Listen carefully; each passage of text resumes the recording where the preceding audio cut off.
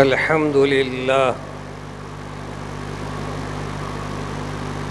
الحمد لله الذي هدانا لهذا وما كنا لنهتدي لولا أن هدانا الله ونشهد أن لا إله إلا الله وحده لا شريك له ونشهد أن سيدنا وسندنا ونبينا ومولانا محمدًا عبده ورسوله أما بعد فأعوذ بالله من الشيطان الرجيم بسم الله الرحمن الرحيم إن أول بيت وضع للناس للذي ببكة مباركا وهدى للعالمين فيه آية بينات مقام إبراهيم من دخله كان آمنا ولله على الناس حج البيت من استطاع إليه سبيلا وقال النبي صلى الله تعالى عليه وسلم لبيك اللهم لبيك لبيك لا شريك لك لبيك إن الحمد والنعمة لك والملك لا شريك لك أو كما قال عليه الصلاة والسلام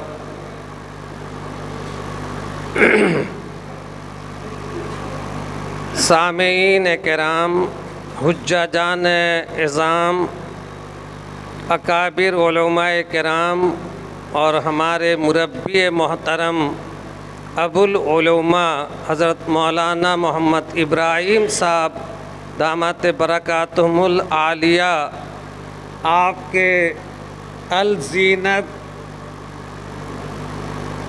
کیا ہے اس کے بعد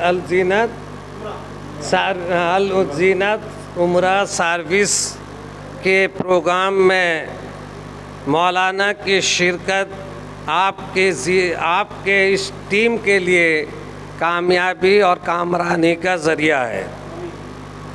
تو میں آپ کے اس عمرہ الزینت جو آپ کا ایک عمرہ حج وغیرہ میں آپ بھیجتے ہیں، اسے سن کر اور اس میں حاضر ہو کر مجھے بڑی خوشی ہوئی کہ بآسانی ہمارے برہم بردہ کا ایک بڑا طبقہ آپ کے ذریعہ سے عمرہ اور حج کر سکے گا، حج اور عمرہ میں جا سکے گا۔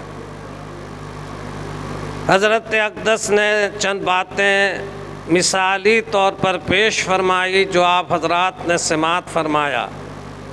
ان میں سے کچھ حضرات ہیں جو امسال حج بیت اللہ شریفۃ اللہ سے فارغ ہو کر آئے ہیں۔ حج اللہ سبحانہ وتعالیٰ کی توفیق سے ہوتا ہے، اور جسے اللہ بلاتے ہیں وہ حج کے لیے جاتا ہے۔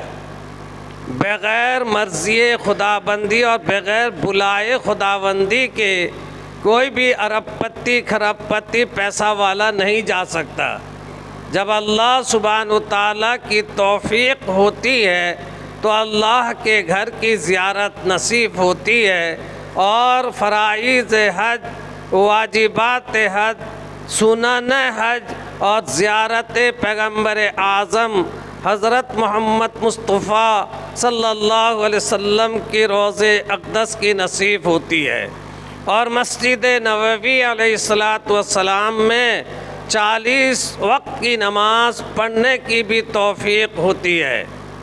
بہت سے حجاجان کرام امسال جو اللہ کے راستے میں گئے تھے فی سبیل اللہ، تقریباً 570 لوگ یا اس سے زیادہ جو ہاں ان کی اموات ہوئی ہے۔ میں تو سمجھتا ہوں ایک مثل مشہور ہے، ہاتھی موریلے لاکھے جیلے لاکھے۔ ہاتھی مر گئے بھی 1 لاکھ اور زندہ بھی ہے 1 لاکھ۔ یہ وہ لوگ حجاجان کرام جن کو اللہ نے قبول فرمایا، وہ اللہ کے پیارے حبیب صلی اللہ علیہ وسلم کے اور اللہ کے مقدس گھر اور گھر کے اطراف و اکناف میں ان کی قبریں بن گئیں، یہ تو خوش قسمت لوگ ہیں۔ اور حدیث شریف میں آتا ہے جہاں کی مٹی وہاں کی دفن۔ اسے پتہ چلا یہ جو مرنے والوں کی جو تخلیق ہوئی، ان کی پیدائش ہوئی، ان کی پیدائش میں مکہ مدینہ کی مٹی تھی، اس لیے اللہ نے ان کو وہاں پر دفن کا موقع بھی دیا اور اس جگہ دفن ہوئے۔ حج یا عمرہ میں جانے سے پہلے کچھ اہم اور ضروری باتیں۔ سب سے پہلا اور سب سے ضروری یہ چیز ہے کہ ایک حاجی جب حج میں جائے اسے تلبیہ یاد ہو۔ تلبیہ جو میں نے ابھی تلبیہ حدیث ہے، میں نے پڑھی کہ قال النبی صلی اللہ علیہ وسلم لبیک اللہم لبیک لبیک لا شریک لک لبیک ان الحمد والنعمت لک والملک لا شریک لک۔ یہ آپ کو احرام باندھنے کے بعد پڑھنا پڑتا ہے۔ ایک مرتبہ احرام باندھنے کے بعد پڑھنا واجب ہے، 3 مرتبہ پڑھنا سنت ہے۔ اور احرام کے بعد جہاں بھی کچھ ایسے ضروری مقامات ہیں جہاں آپ جائیں گے، چلیں گے، پھریں گے، تو وہاں بھی تلبیہ کی ضرورت ہے۔ ایک صاحب حج بیت اللہ میں گئے، جانے کے بعد انہوں نے تلبیہ پڑھی، اللہم لبیک لبیک اللہم لبیک پڑھی۔ ہاتھی میں غیب سے آواز آئی لا لبیک لا لبیک لا لبیک۔ وہ صاحب اپنے ساتھ ایک حاجی کو لے گئے تھے۔ وہ حاجی صاحب نے سنا کہ حضور آپ جب پڑھتے ہیں لبیک اللہم لبیک تو ہاتھی میں غیب سے آواز آتی ہے لا لبیک لا لبیک لا لبیک، میرے سمجھ سے باہر ہے۔ تو کہا کہ یعنی اللہ آپ کی حاضری کو قبول نہیں کر رہا ہے، آپ کی آمد کو قبول نہیں کر رہا ہے۔ تو حاجی صاحب جو تھے سمجھائے کہ اللہ کے بندے، یہ آواز جو تم سنے اور میں سن رہا ہوں، 60 سال سے میں حج میں آ رہا ہوں، یہی آواز میں سن رہا ہوں لا لبیک لا لبیک، تیری حاضری ہمیں ضرورت نہیں ہے۔ تو حاجی صاحب جو نئے حاجی صاحب تھے انہوں نے کہا پھر آپ کیوں آ رہے ہیں؟ جب اللہ قبول ہی نہیں کر رہا ہے حج کو، آپ کیوں آ رہے ہیں؟ تو اس نے کہا اللہ کے بندے، اس دربار کو چھوڑ کر کس دربار میں جاؤں کہ دربار رحمتی ہے، دربار مغفرت ہے، دربار عفو ہے، اس کو چھوڑ کے میں کسی دوسرے دربار میں جا ہی نہیں سکتا۔ میرا اللہ سب سے بڑا ہے، اس کی رحمت سب سے بڑی ہے، اس لیے میں 60 سال سے حج بیت اللہ میں آ رہا ہوں اور یہی آواز سن رہا ہوں۔ خدا بند قدوس کو رحم آیا، ہاتھی میں غیب سے آواز آئی، یہ کہا اللہ لبیک اللہم لبیک، تو ہاتھی میں غیب سے آواز آئی لبیک لبیک لبیک کی آواز آئی کہ سن لے حاجی، تیرے 60 سال کے 60 حج کو ہم نے تیری اس الفاظ میں سن کر قبول کر لیا۔ یہ تو اللہ ہے، یہ تو اللہ ہے۔ اس لیے میرے محترم دوستو بزرگوں، دنیا کا سب سے پہلا گھر مکہ المکرمہ ہے۔ ان اول بیت وضع للناس، اللہ تعالیٰ نے دنیا میں لوگوں کے لیے سب سے پہلا گھر جو رکھا وہ مکہ شہر میں ہے، مکہ شہر میں ہے۔ اس گھر کا نام ہے بیت اللہ شریفت اللہ۔ وہ کیا ہے؟ وَلِلَّهِ عَلَى النَّاسِ، پوری مکمل اس کی تفصیل کی جاتے، 1-2 گھنٹے کی بات ہے، بتانا مقصود نہیں ہے۔ یہ بات سمجھیں، اللہ سبحانہ و تعالیٰ نے فرمایا بِبَکَّہ مُبَارَکًا وَہُدًى لِلْعَالَمِينَ، برکت والا گھر ہے، سارے کائنات کے انسانوں کی ہدایت کا مرکز مخزن ہے، یہاں سے ہدایت نصیب ہوتی ہے۔ اور اس کے اندر کچھ علاماتیں ہیں، اللہ کی نشانیاں ہیں۔ وہ کیا ہے؟ مقام ابراہیم ہے، مقام ابراہیم ہے۔ پھر فرمایا وَلِلَّهِ اللہ کے لیے، للناسی لوگوں کے لیے حج بیت اللہ فرض ہے، جس کے پاس اتنی رقم ہو کہ اپنے وطن سے مکہ مکرمہ جا سکے، پھر وہاں سے واپس آ سکے، تو اس کے اوپر فرض ہے کہ وہ اپنی زندگی میں ایک بار حج کرے۔ حج کا بار بار کرنا فرض نہیں ہے، ایک حج فرض ہے اپنی زندگی میں، اور بار بار جو حج بیت اللہ میں جاتے ہیں یہ ان کے لیے فرض نہیں ہے۔ کوئی اپنے ابا کے لیے جاتا ہے، حج بدل میں جاتا ہے، یا کوئی آپ نفلی حج کے لیے جاتا ہے۔ اسی طرح نبی کریم صلی اللہ علیہ وسلم نے اپنی زندگی میں ایک حج فرمایا۔ آپ نے 10-15 حج نہیں کیا، ایک حج فرمایا، شاید 2 عمرہ کی آپ نے، 2 عمرہ کی۔ ایک بات آپ کو سمجھنے کی ہے، ایک تو بات لوگ کہتے ہیں کہ آپ نے 4 عمرہ کیا، ایک تو آپ نے حج بیت اللہ یعنی ذی الحجہ کے مہینے میں حج کے ساتھ ایک عمرہ کیا، بقیہ جو ہے ذوالقعدہ کے مہینے میں آپ نے عمرہ کیا۔ اور عمرہ کرنے والے اگر اللہ کے راستے میں اخلاص نیت سے جاتے ہیں تو اللہ کے حبیب نے فرمایا العمرۃ نصف الحج، عمرہ جو ہے آدھا حج ہے۔ اور عمرہ کرنے سے کیا ہوگا آپ کو فائدہ؟ اس سے فائدہ یہ ہوگا کہ آپ کی تنگی دور ہو جائے گی، اور آپ کے مال میں اللہ اضافہ فرمائیں گے، اور آپ کی غربت ختم ہو جائے گی۔ اس لیے عمرے سے آپ کو کیا فائدہ ہوگا کہ آپ کے مال و دولت میں برکت ہوگی۔ عمرہ کے 4 چیز عمرہ میں لازمی اور ضروری ہے، جس کو ایک عمرہ کرنے والے کے لیے سیکھنا فرض ہے۔ عمرے میں 2 فرض ہے، احرام باندھنا، احرام باندھنے کے بعد لبیک اللہم لبیک لبیک لا شریک لک لبیک ان الحمد والنعمت لک والملک لا شریک لک، ایک مرتبہ پڑھنا واجب ہے۔ عمرہ احرام باندھ لیا عمرے کے لیے، یہ فرض تھا، اور کیا تلبیہ پڑھ لیا، اس کے بعد میں حرم پاک کے اندر جائے گا، پورے بیت اللہ شریف کا مطاف کے اندر، مطاف کہتے ہیں طواف کی جگہ کو جہاں پر چکر لگایا جاتا ہے، مطاف میں جا کر 7 چکر لگائے گا، 8 استعلام ہوگا۔ جب استعلام 8 ہوگا پھر جب جائے گا زمزم پینے کے لیے، پھر اس کے بعد جائے گا صفا مروہ کے لیے، تو وہاں پھر ایک استعلام کرے گا، ایسے 9 استعلام اس کا ہو جائے گا۔ یہ استعلام کی شکل حدیث شریف میں بتائی گئی ہے کہ آپ حجر اسود کو جا کر اس طرح ہاتھ اٹھا کر استعلام کریں۔ اگر بوس آتا ہے مطاف میں جا کر 7 چکر لگائے گا، 8 استعلام ہوگا، جب استعلام 8 ہوگا پھر جب جائے گا زمزم پینے کے لیے، پھر اس کے بعد جائے گا صفا مروہ کے لیے، تو وہاں پھر ایک استعلام کرے گا، ایسے 9 استعلام اس کا ہو جائے گا۔ یہ استعلام کی شکل حدیث شریف میں بتائی گئی ہے کہ آپ حجر اسود کو جا کر اس طرح ہاتھ اٹھا کر استعلام کریں۔ اگر بوسہ دینے کا موقع مل جائے تو آپ بوسہ دیں، اور حرم شریف کے چاری طرف منہ اور ماتھا لگا کر گھسنے والی شکل نہ کریں۔ کیوں نہ کریں آپ پوچھئے کوئی؟ آپ لوگ حج کر کے آئے، بھی بیٹری چارج آپ لوگوں کو نا، ارے حجر اسود کو چوما دیں اور چاری طرف منہ نہ گھسیں اور ہاتھ کو نہ گھسیں۔ کیوں نہ گھسیں؟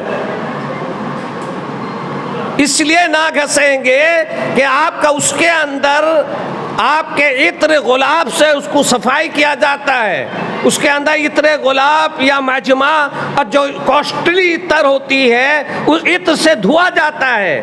عناب کے نزدیک، امام ابو حنیفہ رحمۃ اللہ علیہ کے نزدیک، اگر کوئی حاجی حنفی ہے اگر خوشبو احرام پہننے کے بعد لگاتا ہے تو اس کے اوپر دم واجب ہو جائے گا۔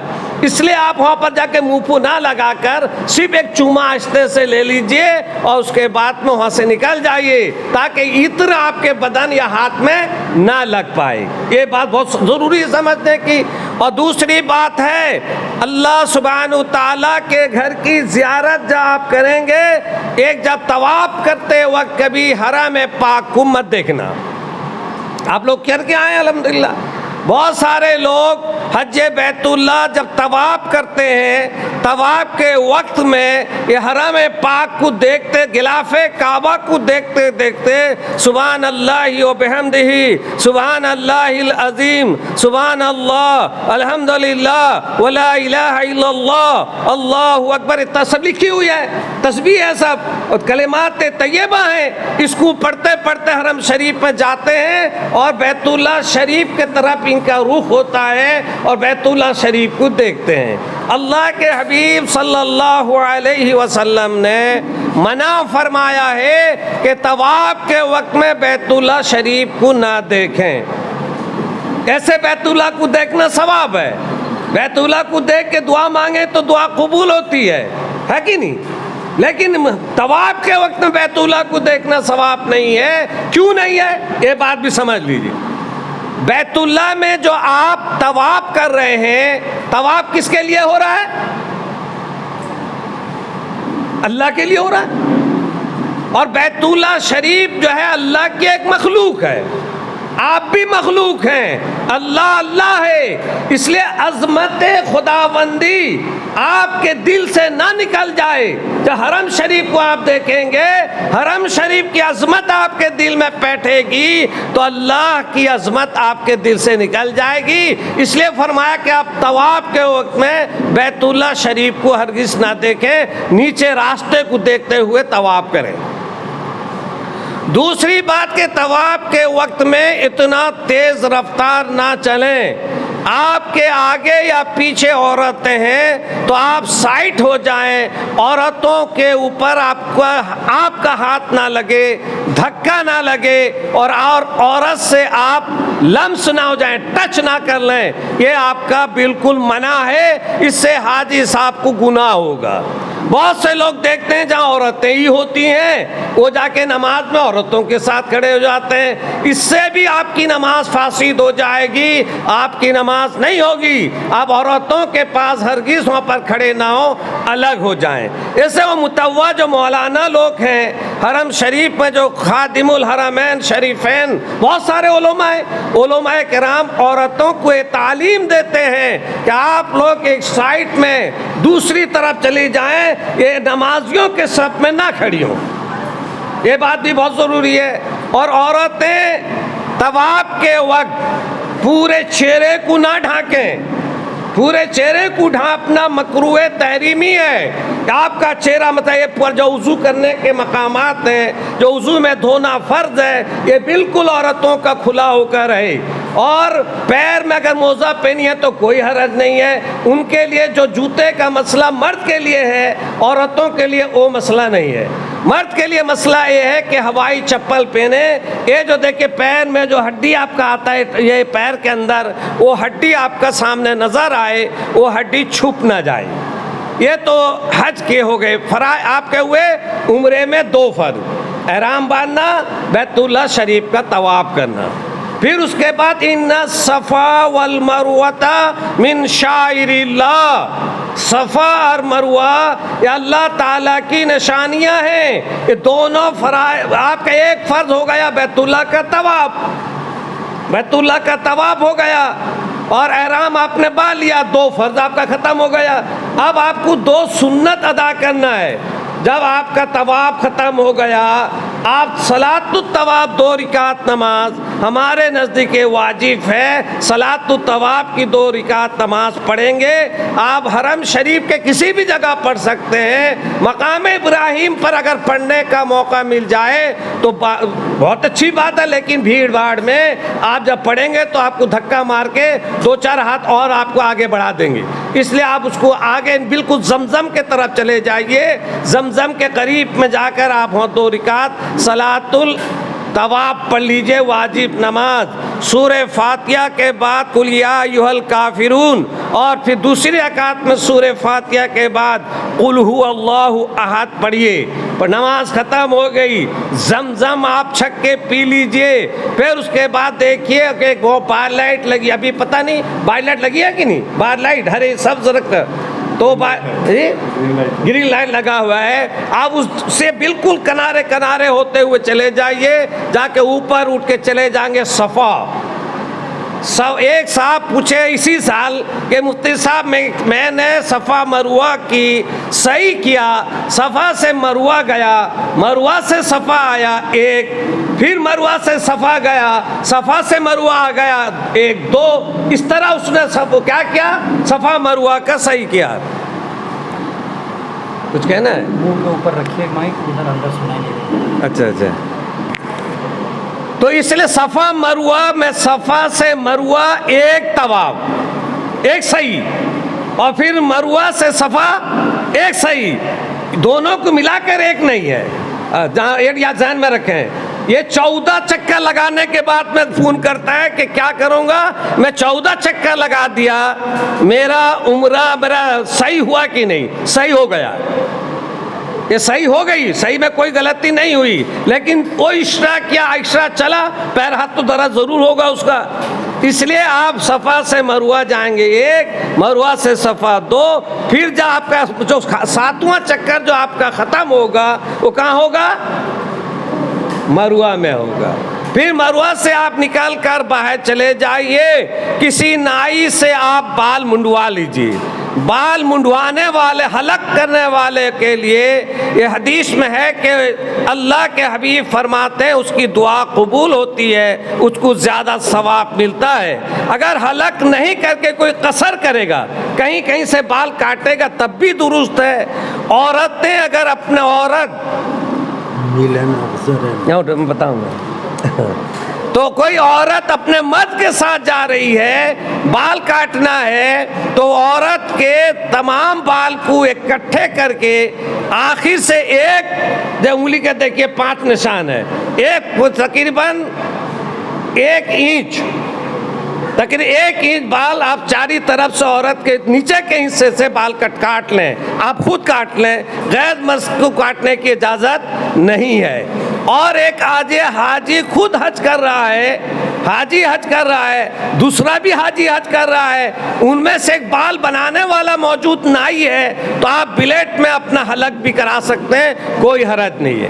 ہمارے حضرت مولانا سید داؤد صاحب فرمایا کرتے ہیں ہمیشہ، اور تجربے کی بات میں آپ کو بتاتا ہوں، ہم لوگ بھی گئے تو بھوبنیشور کے ساتھی تھے، برہمبردے کے ساتھ تھے، نیولپور کے ساتھ تھے، ہم لوگ 8 بلیٹ سب آپ کا لے کے چلے گئے تھے، مشین بھی لے گئے۔ تو ہمارے بھوبنیشور کے ساتھی کہے کہ مفتی صاحب میں آپ کا پہلے لنڈا آپ کو کر دیتا ہوں، پھر آپ مجھے لنڈا کر دیں گے۔ جب میرا لنڈا شروع کیے، ایک پولا گوشت کاٹ دیا، جی ہاں، بالکل خون تراتر خون نکلنا شروع ہو گیا۔ میں نے بند کرو بند کرو۔ اس سے بات پتا چلا کہ وہاں جو نائی لوگ ہیں، بھنڈاری لوگ جو رکھیں بیچارے دکان دیے ہیں، ان کے روزی بوٹی کا مسئلہ حجاجان کرام کے ذریعہ اللہ رکھا ہے۔ ہم ان کے روزی کو مار رہے تھے، اللہ نے کہا اچھا ہم دیکھتے ہیں تم کو، سر میں کاٹ بلیٹ مار دیا۔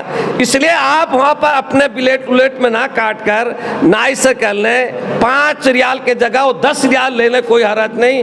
آپ دے کے اپنا لنڈے ہو جائیں گے، پھر اس کے بعد میں احرام کا کپڑا اتار لیے، آپ کا عمرہ ہو گیا، آپ کا عمرہ ہو گیا۔ یہ عمرے میں 2 سنت ہے، 2 فرض ہے۔ اور دوسری بات سن لیجئے، عمرے میں صرف اتنی چیز نہیں ہے کہ قربانی نہیں ہے، عمرے میں آپ کو مینا جانا نہیں ہے، عمرے میں آپ کو عرفات جانا نہیں ہے، عمرے میں آپ کو مزدلفہ جانا نہیں ہے۔ اس کے علاوہ بقیہ تمام کام عمرے میں آپ کا شامل ہے۔ یہ 2-3 چیز آپ میں شامل نہیں ہے۔ اور نبی کریم صلی اللہ علیہ وسلم کے بتائے ہوئے طریقے کے مطابق اگر آپ نے عمرہ کیا اور حج کیا تو اللہ سبحانہ وتعالیٰ آپ کے حج کو عمرے کو قبول فرمائے گا۔ اور جو اب اس سال امسال حج کر کے آئے ہیں، حدیث شریف میں آتا ہے جو شخص اللہ کے لیے حج کرتا ہے اور پھر حج بیت اللہ سے گھر واپس آتا ہے، وہ ایسا ہو جاتا ہے فَوَلَدَتْ أُمُّهُ، 90 سال کا بوڑھا حج کر کے آیا، وہ ایسا ہو جاتا ہے جیسا اپنی اس کی ماں نے اس کو جنی۔ یہ 80 سال کی بوڑھی جو حج کر کے آئی ایسا ہو گئی جیسا کہ اس کی ماں نے اس کو جنی، یعنی بے گناہ معصوم ہو جاتے ہیں۔ بہت سے مسائل حج کے ہیں، حج کو جانے سے پہلے مسائل حج کا علم ہونا ضروری ہے، اور تلبیہ اچھی طرح رٹ لیں، جس طرح سورہ فاتحہ آپ کو رٹا ہوا ہے اسی طرح تلبیہ بھی آپ کو رٹ کے یاد کرنا ضروری ہے۔ بہت سارے لوگ تلبیہ حج ختم ہو گیا، حج سے بھی آگے، آج تک انہیں تلبیہ یاد نہیں ہوا، اس لیے تلبیہ آپ کو ہم کو یاد کرنا چاہیے۔ اور ایک آدمی بہت پیسے والا ہے، دھنی ہے، اور حج بیت اللہ کی توفیق نہیں ہو رہی ہے، اسے چاہیے کہ بار بار وہ تلبیہ پڑھے، بار بار تلبیہ پڑھے۔ جب وہ تلبیہ پڑھے گا تو اللہ تعالیٰ اس کو حج بیت اللہ کی توفیق دیں گے اور انشاءاللہ حج کو جائے گا۔ اب ایک بات، مسئلے کی بات میں آپ کو بتا دوں، ایک حاجی حج کو گیا اور پہلے وہ گیا مکہ المکرمہ، مکرمہ میں جو اس کو کام کرنا تھا حج کے صاحب کر لیا۔ اب وہ روضے اقدس علیہ الصلاۃ والسلام کے لیے نہیں جا سکا، زیارت بیت اللہ، زیارت کعبۃ اللہ سب ہوا، صفا مروہ بھی گیا اور عرفات بھی گیا، مزدلفہ گیا، کنکری بھی مارا اور قربانی بھی کیا اور حلق بھی ہوا، طواف زیارت بھی کیا، طواف ویدا بھی کیا، لیکن رسول پاک صلی اللہ علیہ وسلم کے روضے اقدس پر نہیں گیا، تو اس کے حج میں کوئی قصر نہیں ہے، ابزان رکھ لے بس، اس کا حج ہو گیا، اس کے حج میں کوئی کمی نہیں آئی۔ لیکن ہمارے آپ کے پیغمبر روحی فدا احمد مجتبی محمد مصطفیٰ صلی اللہ علیہ وسلم نے فرمایا من زار قبری وجبت لہ شفاعتی، جس نے میرے قبر کی زیارت کی کل قیامت کے دن میں اس کے حق میں اللہ کے دربار میں سفارش کروں گا، سفارش میرے لیے واجب ہو جاتی ہے۔ اس لیے عام طور پر حجاجان کرام کو 10 دن کے لیے بیت اللہ شریف جاتے ہیں، بیت اللہ مسجد نبوی جاتے ہیں۔ مسجد نبوی میں ہم سے آپ سے غلطیاں ہوتی ہیں۔ کیا غلطی ہوتی ہے؟ قرآن پاک کا اعلان ہے اللہ کے رسول کی آواز کے اوپر آپ کی آواز نہیں بلند ہونا چاہیے۔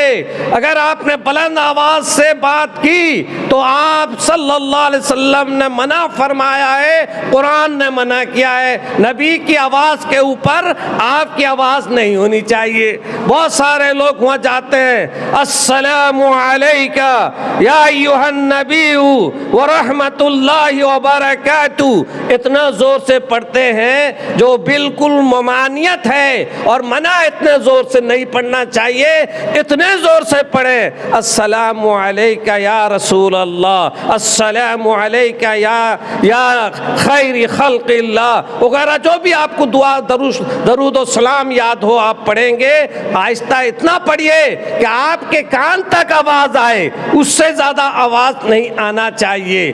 اس وقت آپ کے وہاں پر آپ کے سلام کو، آپ کے درود کو اللہ کے حبیب صلی اللہ علیہ وسلم باقاعدہ سنتے ہیں۔ اگر آپ کو سن نہیں رہے ہیں تو ایک فرشتہ سیاح جو وہاں پر مقرر ہے آپ کے سلام کو لے کر اللہ کے رسول صلی اللہ علیہ وسلم تک پہنچاتا ہے کہ عبداللہ یہ ہندوستان سے آیا ہوا ہے، آپ پر درود و سلام پڑھ رہا ہے، پر اللہ کے رسول آپ کا نام لے کر وعلیکم السلام ورحمۃ اللہ وبرکاتہ کہتے ہیں۔